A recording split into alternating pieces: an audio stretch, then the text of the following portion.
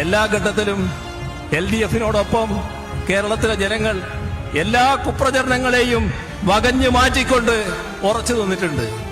നമുക്ക് ഒന്നിച്ചു നീങ്ങാം, മുന്നേറാം.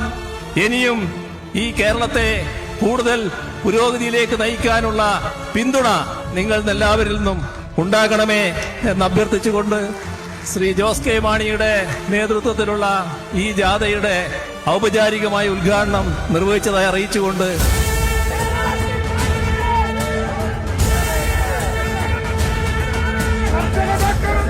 നാളത്തെ കേരളം വർത്തമാന കേരളത്തിന്റെ ചരിത്രം ഏറ്റെടുക്കുമ്പോൾ, ആ ചരിത്രം എഴുതുമ്പോൾ ഈ നൂതനമായ നവകേരളത്തിന്റെ ശില്പി ആരാണ് എന്നൊരു ചോദ്യം ചോദിച്ചാൽ അതിനൊരേ ഒരു ഉത്തരമേ ഉള്ളൂ.